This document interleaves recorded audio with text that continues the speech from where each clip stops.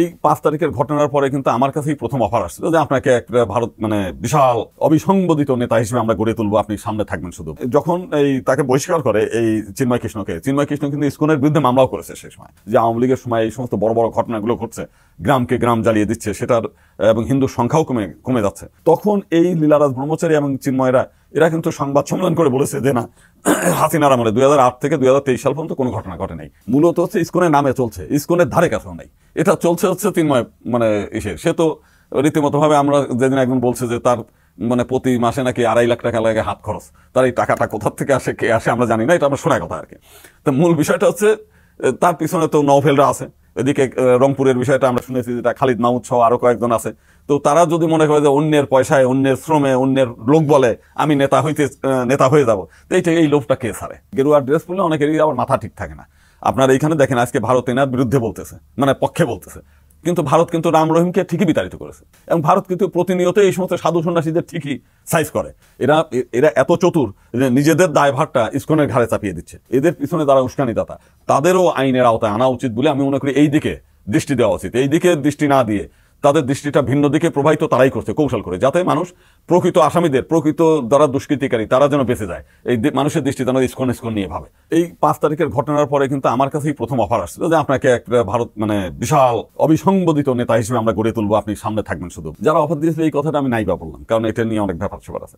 আমি কিন্তু তার ডিনাই করেছি। কেন করেছি? যে আমি নিজে মূলত হচ্ছে আমার সম্প্রদায়কে নিয়েই আমি সংগঠন করি। তা আমার সম্প্রদায়ের মানুষের চোখের জল কিংবা রক্তের উপর দিয়ে আমি তো নেতা হতে চাই না। আমি এটা বলেছি, আমি সরাসরি না করে দিয়েছি।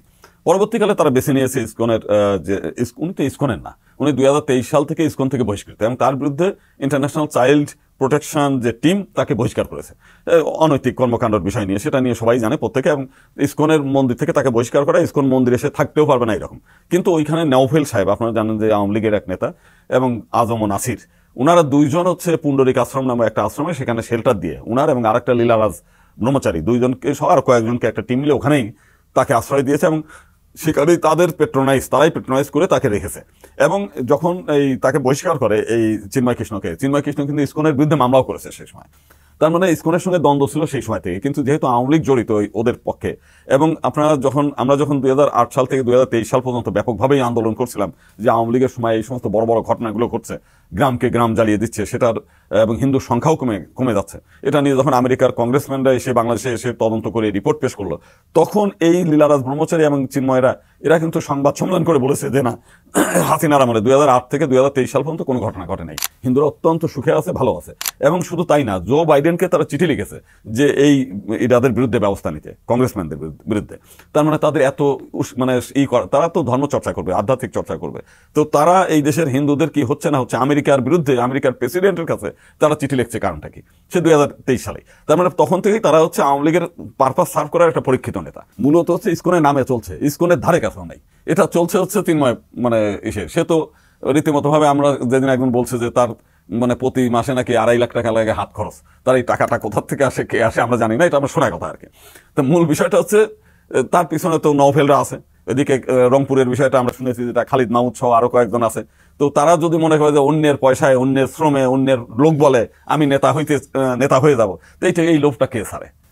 এখানে চট্টগ্রামে আজ 100-র উপরে মানুষ জেলের মধ্যে পৌঁছেছে। সে কিন্তু যখন রংপুরে যাচ্ছে, সে কিন্তু খুব আনন্দের সঙ্গে হাসি মুখে যাচ্ছে। তার মনের মধ্যে কিন্তু এই কষ্টটা নাই যে আমার আন্দোলনের ফলে আজকে 100 লোক জেলে, প্রায় 2,500 লোকের বিরুদ্ধে মামলা হয়ে গেছে। আমি নিজে আজ 25 বছর ওকালতি করি।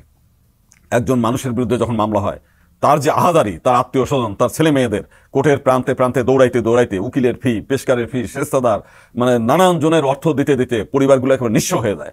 অথচ তার মধ্যে কিন্তু সেই অনুশোচনা নাই যে আমি যে আজকে আন্দোলন করছি, এই আন্দোলনের ফলাফল হচ্ছে প্রায় কয়েক হাজার, প্রায় 5-7 হাজার লোক ভিকটিম হয়ে যাবে। পুলিশ প্রত্যেকের হয়রানি করবে, যে নিরীহ তার বাড়ি হয়রানি করবে, যে করছে তাকেও হয়রানি করবে।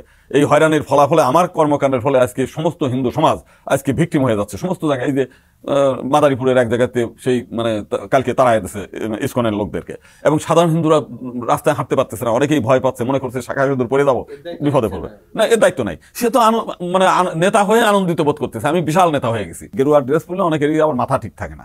আপনার এইখানে দেখেন আজকে ভারত এনার বিরুদ্ধে বলতেছে, পক্ষে বলতেছে, কিন্তু ভারত কিন্তু রাম রহিমকে ঠিকই বিতাড়িত করেছে। ভারত কিন্তু নিত্যানন্দ নামে একজন সন্ন্যাসী, যে হচ্ছে আমেরিকাতে একটা নিজেই হিন্দু ল্যান্ড মানে হিন্দু রাষ্ট্র ঘোষণা করে ফেলছে, সেও ধর্ষণের আসামি। এবং ভারত কিন্তু প্রতিনিয়ত এই সমস্ত সাধু সন্ন্যাসীদের ঠিকই সাইজ করে, কিন্তু বাংলাদেশের এই সাধু নিয়ে তারা এত উতলা হচ্ছে, অথচ তার বিরুদ্ধে তো এই অভিযোগই। আর যেখানে আমাদের অনেকে, একজন বলছে যে তার কাছে শিশু এবং নারী নিরাপদ না, বাংলাদেশের এক হিন্দু নেতা, ঐক্য পরিষদের এক নেতা। তাহলে যেখানে এই অবস্থাটা জানছে, তারা মানে জানবে, শুনবে, তারপরে না বিবৃতি দিবে। তা নাহলে আজকে যেটা বাংলাদেশের ইসকন বলছে আমাদের কেউ না, এখানে সাধারণ হিন্দু সমাজ ক্ষিপ্ত হয়ে গেছে, তাদের ছেলেদের গেলে পরে তাদের শ্লীলতাহানি করতেছে, তাদের মানমর্যাদা নষ্ট করতেছে।